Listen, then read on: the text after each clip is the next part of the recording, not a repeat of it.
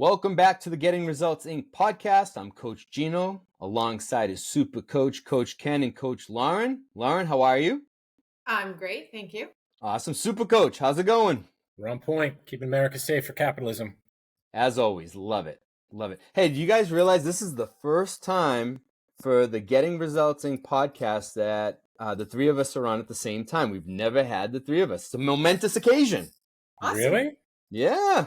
That's So imagine that.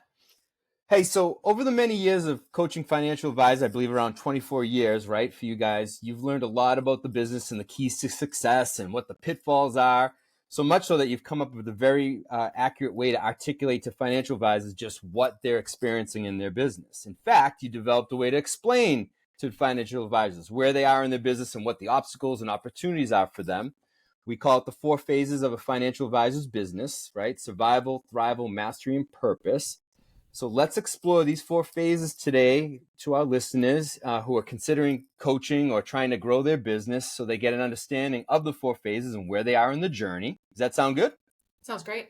Awesome. Lauren, you want to kick off because you're the creator of these 4 phases. You want to talk a bit about, why you came up with it, how you came up with it, and so on? Yeah, so I think I had a little bit of an epiphany years ago when our daughter was graduating from, I don't know, it was like preschool. And then she had another graduation after 5th grade. I'm like, it's interesting. There began to run this parallel between graduations, what they signal, and the whole purpose of them to begin with. So obviously, if you're graduating kindergarten, it's exciting, but it's kindergarten.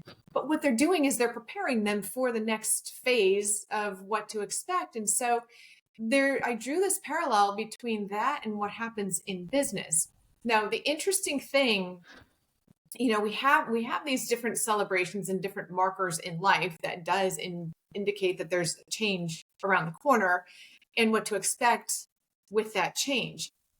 In business, though, we stop, there's never really those graduation parties. It's not like you reach a certain level in business and all of a sudden we start coordinating and planning this big party and we have food and drinks and streamers, and we don't do that. So you just kind of keep going from one day to the next, 1 year to the next, and even 1 decade to the next. And oftentimes people continue to play the game the way that they had always played it without realizing that there are these distinct stages where the game changes a little bit, where the rules change, where the strategy needs to shift and the goals need to shift. So I outlined kind of these 4 distinct phases that every single advisor that we work with have been in one of these various stages. Now, not every advisor gets through all 4 stages. Sometimes I get asked that question, but generally speaking, if they're in the business long enough, they make it through at least the first 3 stages. Cool. Awesome. Coach Ken, anything to add on that? I think it's a very brilliant point that Lauren is bringing up, is that each of those events requires a change in behavior. Much like what the purpose of a map is. Everybody thinks, well, what a map's for is to get you where you want to go. Well, no, the primary purpose of a map, first and foremost, is to let you know where you are, right? Because if you don't know where you are, you can't get to where you want to go. And then as we all see in the professional world, there are no celebrations, there are no distinct markers out there. So when does a behavior change? Like, when do we take on new strategies, or when should we be aware that, if we want the business to grow to the next level, perhaps our strategies need to change, maybe staff needs to change, maybe our clientele needs to be honed. There's a lot of honing over time, especially through these 4 phases. Got it. So what got us here might not necessarily get us there. Yeah, and let me add to that, once you have achieved a certain level of success, this thing that I call the curse of success sets in. Right? The curse of success is, wow, I figured it out. I made it to here. And then I'm afraid to change anything because I got to where I am. And if I change anything, I might mess it all up. So there's this fear, but the problem is things have to change with each phase if you want to keep evolving. one of the signals, and I'm going to kind of put out a little clue there. One of the signals that you are stuck in one phase is when you hit a plateau. And we'll speak more to that as we get into this. Yeah. Ken, you were going to add something else? About the plateau or about? No, before that point. No. Okay, good. No worries. All right. So let's start with the first phase, survival. It's really where all new advisors start in the business, right? They start with survival. So Coach Lauren, what is the survival phase? What does it look like? So if you've started in the business, which everyone has at one point, you know that especially if you had to start with nothing, that you weren't given any sort of book of business, even if you are, there's still the same traps that you have to navigate. But basically, when you first start, it is fighting for survival. It's about making it. The business is notorious for eating people, right? Most advisors, Ken, you know the stats, don't make it beyond 5 years. Do you remember what that stat is? Kill rate. Kill rate in the industry is 80% of financial advisors do not make it to the 5th year. Some firms are really good at training, but their kill rate's about 50%. And what gets even scarier with those numbers, since the business does eat people, most people don't make it beyond 10 years. So if there's any of you out there that have been in the business more than 10 years, consider yourself almost unique. Unicorns. Like a unicorn or someone with unknown skill, of deep levels of skill, who should be crushing it in every area of their lives because you're a rare bird. Most people don't make it 10 years. And we'll dive a little bit more into that. Yeah. So the survival phase usually is anyone from new in the business to about 7 years. Sometimes we'll see people who have been in the business 10 years who are still in sometimes we'll see people who have been in the business for 15 years and still technically in survival because they haven't really changed their game. So on that note, what else comes with survival? Like what are some of the other criteria that someone's in survival if it's not just years? Well, so in survival mode, you're just about gathering, right? Think if you're out in the wild trying to make it in the wild. Right, you're just trying to gather food, resources, shelter, warmth. Like you're just trying to make it. So it's not. You'll oftentimes end up in the business with a whole bunch of clients. Not all of them are ideal. Right? You've got some people who are PIAs. You have some people who you wouldn't have designed that way, but you were able to bring them on, sign the line, and move their assets over to have you manage them. So it's kind of like zombie gathering. In fact, Ken's book, The Journey of a Financial Advisor, talks about this concept of zombie hunting, gathering zombies. That's sort of like what you need to do to pay the bills. Yeah. Basically. Yep. So Super Coach, on that note, because you do talk about it, so what are those pitfalls and challenges that people in survival are struggling with? Okay. Well, let's make something clear. If you've been in the business more than 5 years, you should not be in survival mode anymore. You may be acting that way, but if you've made it 5 years, good point. You have graduated, if you will. But let's talk about survival a little bit more. And if you've ever seen the series Survivor, right? Survival is dirty, skinny people eating bugs and being excited about it. So if you think your business is going to fall apart tomorrow, you don't know where your next lead's coming from, you stare at the computer, you stare at the phone with levels of dread, or when Sunday night and you begin to get in a deep depression that you got to go back into the jungle on Monday to kick over stumps and eat bugs. It's dangerous. It's not good for you. It's not good for your business. And once again, let me highlight this thing about survival. If any of you out there listening or watching have ever been in a real life survival situation where your life is on the line, it sucks. It's not fun, and you don't want to do it again, right? So there's a big distinction is that we want to get out of survival mode too. And survival mode's about you're knocking on 1,000 doors, you're doing 10,000 emails, you don't know who your client is or everybody's your client. You're running around with a phone in your ear all the time, going in circles, thinking you're important and really not getting anything accomplished. And you get the wonderful gift of going home and feeling guilty. like you didn't do anything, or you're on the PIP plan, right? Performance improvement plan, whatever version of the man is suppressing you with that.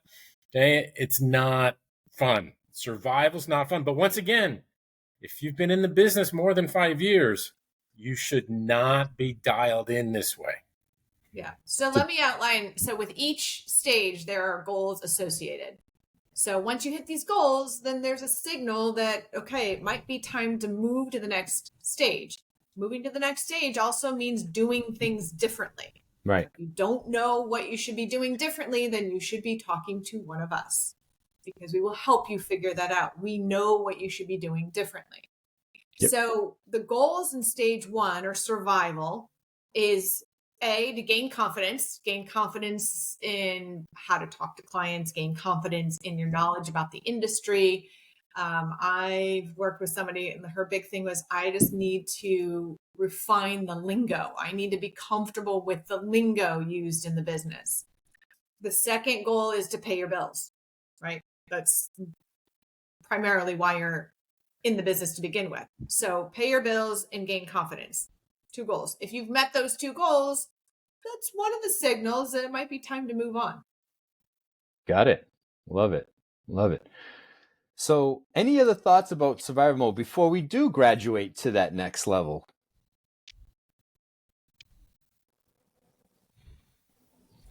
Nope, I think we covered it. All right, good.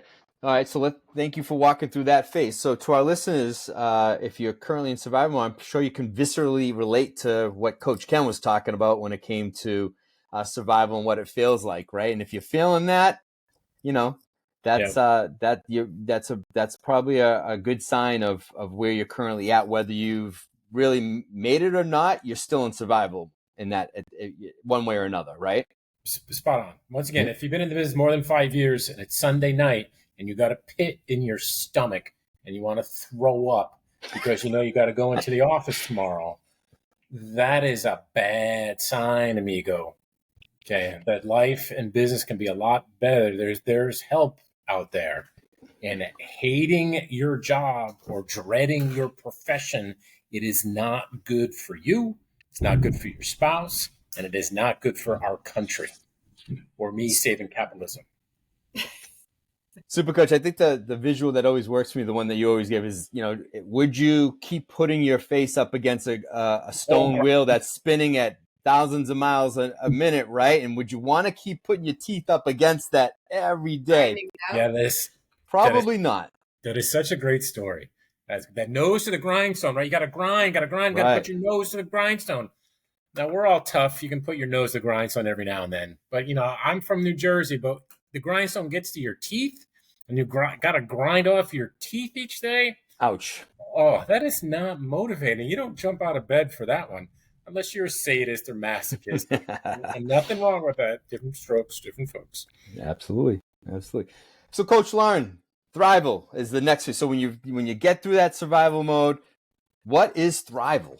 So Thrival is the stage where oftentimes we kind of take over, meaning that we help our clients make that shift from survival to Thrival. Once again, you may have been in business for 8 years, 9 years, and still operating like you're in survival, even though you shouldn't be. So generally speaking, if you've been in business 5 or 7 years, we should be graduating to Thrival. Thrival is about just that, thriving, where you're able to now discern which clients you want to work with. You start to work on what type of business that you want to create for yourself. Also one that helps to, satisfy, build, support the life that you want to live. I'm sure the life that you want to live does not entail 60 hours a week. As Ken said, dreading Sunday night that you have to go into the office Monday morning. That is not living the life that you want, that'll allow you to thrive. So thriving really is that, right? Where you're excited about going to work, where you feel good about the business you design, where you want to talk to every one of your clients. So there is a process that we take our clients through that helps to weed through the relationships. So we begin to discern. Discernment is a key element to the thrival phase. We need to be discerning our activities, our relationships, and how we're leveraging our time. So again, plateaus oftentimes signal that it's time for us to do things differently so that we can continue to move our way up the rung through these stages of business. Super coach. So what are those? What are the potholes? What's the challenges for someone in Thrival? What should someone be thinking about looking at if they're sitting there thinking, all right, Thrival, am I in that or not? Like what should they be thinking about? Am I thriving or not? I think a great sort of way to look at this is, do you own a dog? Yeah. Now, do you own a dog? Yeah. Okay, now bring this to mind. Do you have a good dog or do you have a bad dog? Okay, think about it. Do you have a good do you have a good dog or a bad dog? Okay, well, let's talk about a bad dog. What does a bad dog do? A bad dog barks at your neighbor, pees on your leg, marks in your house. Bad dog won't walk on the leash. You're always nervous about the damn thing because it might escape and bite your neighbor's kid. Then you're going to go to prison. Like a bad dog keeps you up at night and you're worried about it. But on the other hand, if you have a good dog listens to you. You don't worry about a good dog. Your good dog is trained. Your good dog does what you tell it to do. Now, I know this is going to be shocking to most of you, but a dog does not speak English, right? A dog speaks dog. So how do they know these commands? What happens? Like, how does a good dog become a good dog? Because it's trained. Okay. And a bad dog is a bad dog because it's not trained. And that bad dog keeps you up late at night. Okay. The bad dog wrecks the house. Now, the reason why I'm saying this analogy, because everybody gets offended when I say this. You have a dog that you may not be mindful of, and it's called your business. Oh, no, not my business. It's sacred and beautiful. Maybe, but more than likely, it's a dog. And if it isn't trained, it's not doing exactly what you want it to do. So if you're thriving, the business listens.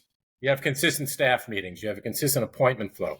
You have a cadence to your work week. You have a cadence to your quarters. There is flow available. You're in alignment. You're going further and faster with less fuel. There's a lot less friction in your world. And a great example of thriving is most of your material needs are met. You're not worried about paying the mortgage or paying the rent. There's food on the table. But a lot of times people will still be operating in a survival mode, although they're making $500,000, $600,000, $700,000, $800,000 a year. And they have a bad dog that keeps them up late at night. So if we train the dog and it's in alignment, i.e. your business, you'll go further and faster, less fuel. Yeah. So let me highlight just a couple things there. Yep. So one of the signals that you're needing to refine yourself in this stage is oftentimes we hit this wonderful thing called plateau. We have a challenge continue to grow the business because we have to spend so much time managing the business we've already created, right? That business you created that allowed you to survive is also the very business that can help inhibit growth. So we need to make some changes in the business so that you can thrive. Thriving also means that you have time to do the things that you enjoy. You have time to spend with your family, doing the activities that you would choose to do. But oftentimes we get so caught up in all of the things our business demands from us that once again, it's got us trained, not the reverse. Mm-hmm. Yeah. Would you say that, I would say, just in my experience, it seems like most of our clients come to us when they're in that thrival type phase, like a predominance of our clients. What would you guys say to that? Would that be accurate? Yeah, I would say that they're in between. They don't know yet what it takes to thrive yet, but they are in that proverbial plateau that does happen because they have grown their business well enough, but they don't have, they're spending so much time managing it. They get frustrated because they can't grow it beyond. which is why we see so many advisors that are stuck in a plateau. And again, because they get struck with this curse of success, because they worked so hard to get here, they don't want to change anything to mess it all up for the fear of messing it up. I remember I have a client, in fact, I think he's on one of our audio recordings on the website. Ken, do you remember how many relationships? I think Jim had 1,000 relationships. Yep. And maybe 400 million under management, I believe. Maybe a little less. Yeah. And we had to work because he was not thriving. Now that sounds like a really great business, but he had no time to enjoy life. So he wanted to re-engineer things a bit, which is a scary proposition when, for his case, again, everyone's design is different, but we needed to really call those relationships. I think we went from 1,000 relationships down to, less than 200, but his business increased fourfold, 4 times. Yeah, it went even powerful. And then he had time to, and he's a big avid boater. So he had time to go boating. He was boating like the majority of the month and had a business that was far more successful as a result of going through this process in Survive. That's in Thrival. And just to add a little flavor to that, the boating was just not boating and hanging out in the Caribbean. The boating was client acquisition.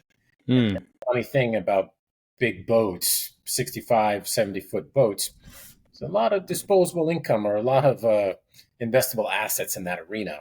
And so that eventually his business evolved. I think he was about $1.5 billion and 65 relationships.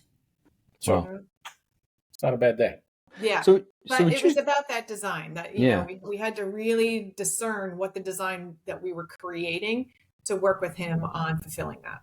So would you say the big thing here, especially is for someone listening, is that they may be thriving, but they're stuck in survival in terms of the mentality of it, and that's what really hurts, and that's why they get trapped in that plateau? Yeah, I would say yes. There's definitely the mentality piece that is so important because there's a dramatic shift that has to happen. Because a lot of people are like, "Wait, you want me to go from 1,000 relationships down to 65? I think." Like, that's crazy. Now, he wanted to go bold, so we went bold, but it was also to support this. There was a whole designed process behind it. So it was not willy-nilly. It was all stuff that we knew would work, that we, and he leaned on us, and it was, it required a tremendous amount of trust that it would get him where he wanted to go. And it did, times 10. It was insane. I don't even know where his business is at. Forget, but and so each stage I created kind of these goals to seek or goals to attain. Here, the whole game in Thrival is to leverage, right? Leverage your relationships, leverage your staff, and leverage your time. So we go through the process. Once again, all of this comes down to really what is the design? What tricks do you want your dog to do? What tricks do you want your business to do to support your lifestyle, right? Oftentimes people don't even know what they would do in their free time because they've been so used to just working. Right. I have one client. I'm like, you can take Fridays off, Kevin. You can do that. It's you. But he's like, well, what would I do with my time? So the whole design has to be created, spelled out, so that once again we know what tricks we need to teach your dog. Yep. Awesome. All right. Any other thoughts about Thrival before we check out the next phase? No, I just had one other note here that it's to the point I was just saying, leveraging relationships, time, and staff. It is about creating capacity, right? Creating more capacity for yourself and for your team. So that's awesome. All right, cool. So if the Thrival phase is the phase where someone, say, made it and survived and they're past that, they're paying the bills. In fact, they're doing probably better than paying the bills. So, there's mastery. And the question is, why is there a need to label a next phase, right? So isn't just getting to be successful the end game there? Isn't Thrival it? So can you speak to mastery and how that plays in the development of a FA's business and life? Yeah. So with mastery, this is where we really learn what we are best at, right? What we are best at, and then we delegate everything else. So in mastery, oftentimes this really is about building a very strong, highly proficient team around you where roles are extremely clear. There are distinct processes. Oftentimes this is where, advisors are typically they've met the $1 million producer threshold, and now we're going beyond. So a lot of systems, a lot of structure, and that is again to really kind of create the capacity for the advisor. Love it. Coach Ken, I know you like to say that we like to make the elite elitier. Would mastery be, would that fit that type of client? That's part of making the elite elitier, if you will. And if you think about what mastery is not only is it a commitment to system, is that you also fully realize that you do good work because you do good work, and that is reflected in all that you do. So your brand is tight, your offices look the part, you look the part, right? The house looks the part. It's just a level of attention to detail. Mastery. Once again, being a professional in all that you do. Why? Because you're a professional. It always reminds me of a story around mastery. Is that Lauren and I were having some finished carpentry done in one of our houses, and dude put it all up. I thought it really looked good. It was cool, so we left. We paid him. He comes back the next day. He looks at it and goes, "Nah, it's just not acceptable." I'm like, "Looks fine to me." He's like, "Well, it doesn't look fine to me." And he ripped it down and then he did it again. Now, to my eye, I couldn't tell the difference, but to his eye, he could. Now, he could have left it there, but he didn't. Why? Because he was a master of his craft, because he does good work to do good work. Right? And if you begin to bring that to your practice, it begins to change everything, especially if you're doing over 1 million in production. Right? That's where all the I's are dotted, T's are crossed. You're adding that sort of little bit of that slight edge, if you will, to all things. Yep. Cool. Coach Lauren, what are some of the goals and criteria that you kind of set for, hey, when someone's in mastery, here's what that looks like? So in mastery, the goal is essentially do only a couple things that you're really, really good at. It's generally managing those top tier relationships. I mean, for the most part, we'll simplify things. And then you're delegating the rest. So what does that mean? It also means that you have to really become good at being a leader, because you're leading others and you're leading them and managing them to fulfill the kind of business. Like I have a client and he's like, we use a lot of analogies and, and it's like the best airline out there. What is it? It's United Emirates. Right. So we want to operate to that standard, to that level. So that means that he's got to be a very good leader to his team to play out and to fulfill and play at that level. Mm-hmm. So oftentimes we do spend a lot of time on developing the leadership skills because they have to have a team behind them at this level. Makes sense. Anything else around mastery that we should touch on before we move on? Yep, this is a fine place to be in your business where you have everything handled. Yep, love it. All right, so then that leads us to our last phase, purpose. All right, last but not least, so purpose can be a very big topic, as we all know. So can you walk our listeners through this phase and what's the significance of it? Like what is this purpose thing?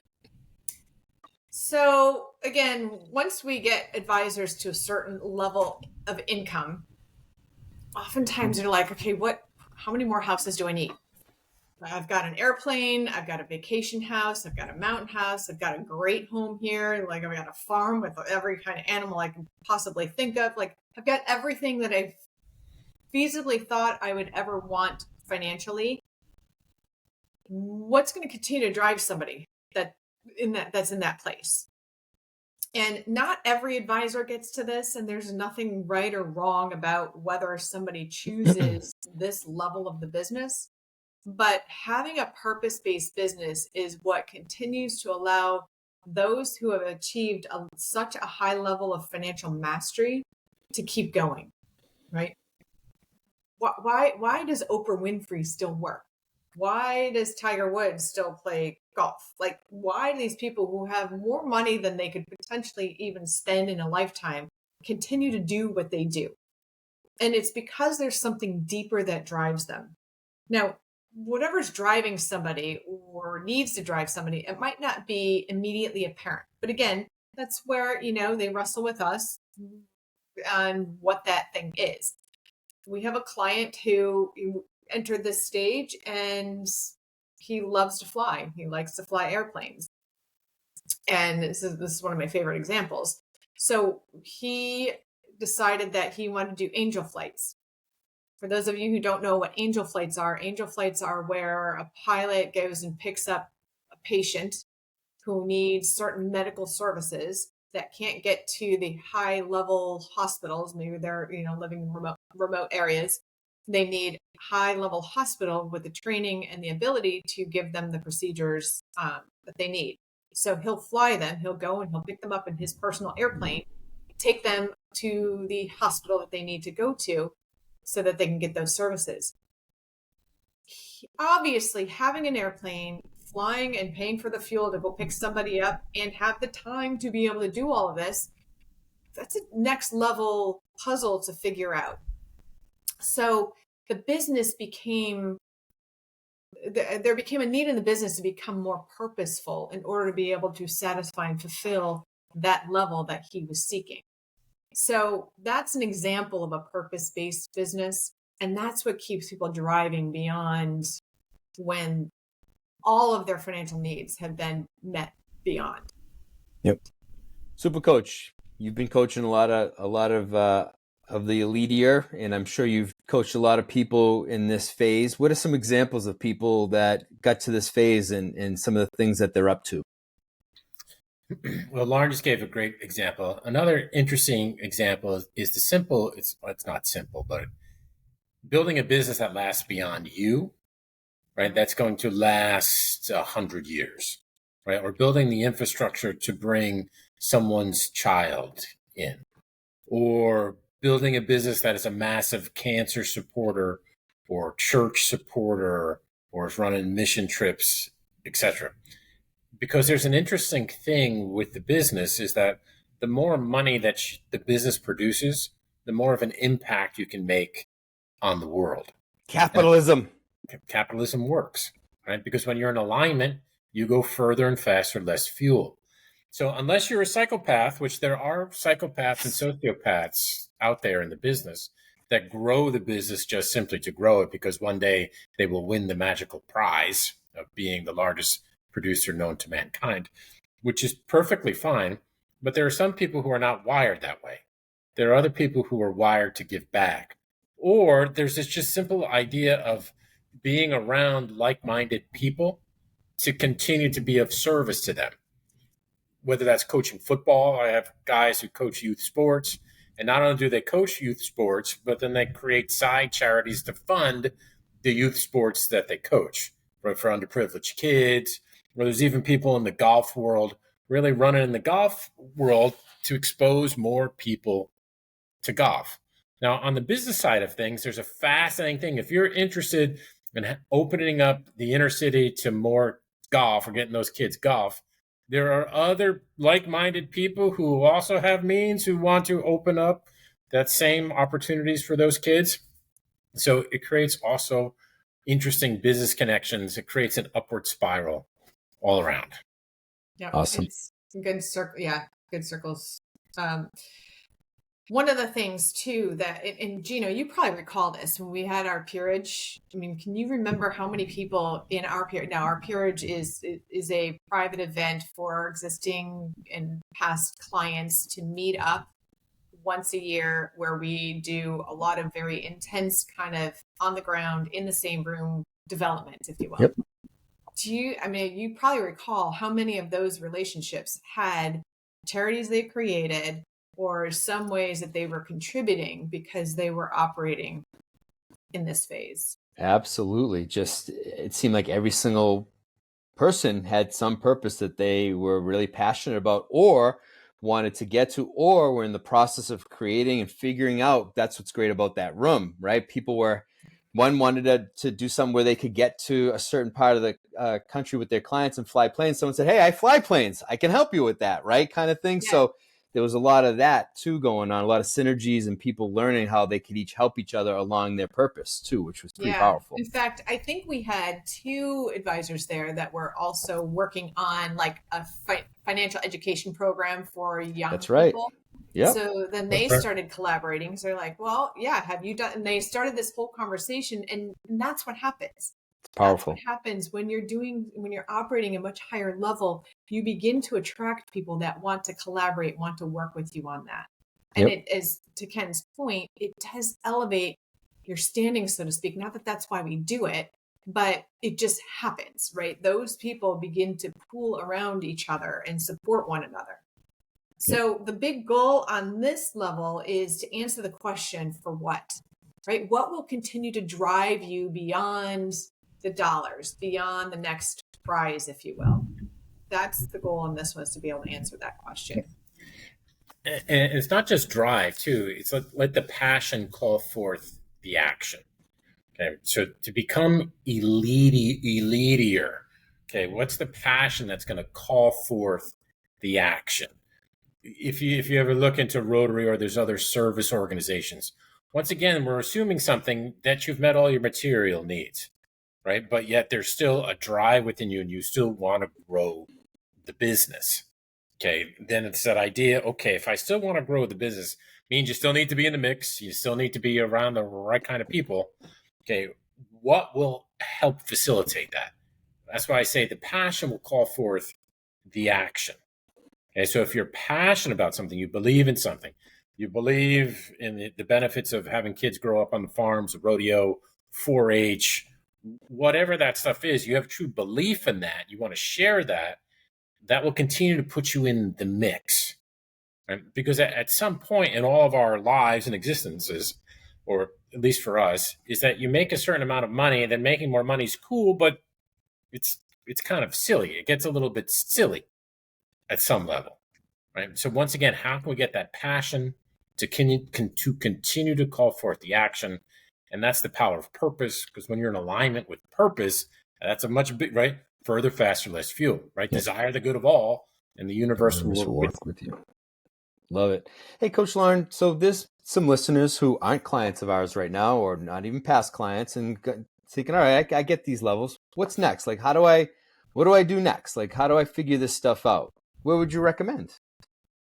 Well, again, oftentimes we can't see the back of our own head. We can see reflections of it if we hold up, a mirror looking in another mirror. We actually see a reflection of a reflection, which is even deeper. So since we can't see the actual back of our own head, we also can't actually see our behaviors, our actions, the things we're doing right, the things we're doing wrong. What should we keep doing and what should we stop doing? What do I need to be doing differently? All of that comes as a result of, again, kind of this concept of wrestling with a stranger.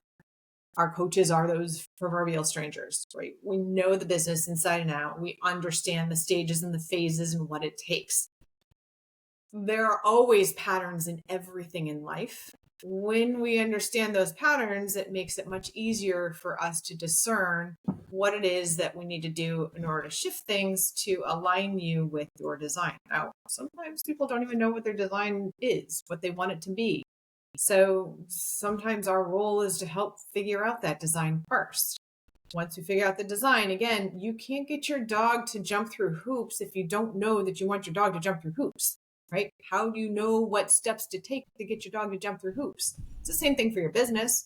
If you're not really clear as to what you want it to do to help satisfy a design that you have articulated for your personal life, there's no way you're going to get your business to fulfill that. So it really is, it starts with a conversation with one of our coaches, right? We'll kind of help you gain that clarity. And then from there, we'll talk about how we can help you do that. So just in order to start that conversation, if you're at all interested, just go to our website, Getting Results Inc. That's not like ink, like a tattoo ink. It's inc.com, gettingresultsinc.com. Awesome. Awesome. Coaches, any last thoughts about the 4 phases before we close out this episode? I think it goes back to that map analogy. If you don't know where you are, you can't get to where you want to go. Once again, most people default into a survival mode of business, even if they are $1 million plus producer. And I think, but if you're clear on where you are, thrive in mastery, purpose, all that next level becomes available to you. So let me just piggyback. There's just one more thing, because even those because I think there's a misnomer that it's only people who are newer in business that experience challenges and frustrations, or that it's only those who are still in survival, right? Because the other ones sound so amazing and flowery. You know that you're stuck or challenged when you're frustrated or bored, right? Emotions are to the mind what pain is to the body, right? Purpose of pain to a body is to call attention that something needs to be handled, something needs to be fixed, something needs to be repaired. So emotions are that for the mind. So boredom, frustration, sadness, any of those so-called negative emotions are just signals that something needs to get handled. So boredom and frustration are very dangerous to a business. If you're experiencing either of those symptoms, if you will, then it's definitely a signal that you need to change something, and we can help you with that. Awesome. Awesome. Coaches, thank you for articulating the 4 phases of a financial advisor's business and how it relates to how Getting Results Inc. serves our clients and helps them graduate to that next level of business and life. To our listeners, if you enjoyed our podcast today and got value from it, please be sure to share and follow our podcast. Hit the like button and give us a rating. We can be found on Spotify, Apple Podcasts, gettingresultsinc.com, and even Amazon Music and Audible. We look forward to talking to you in our next episode. Be great.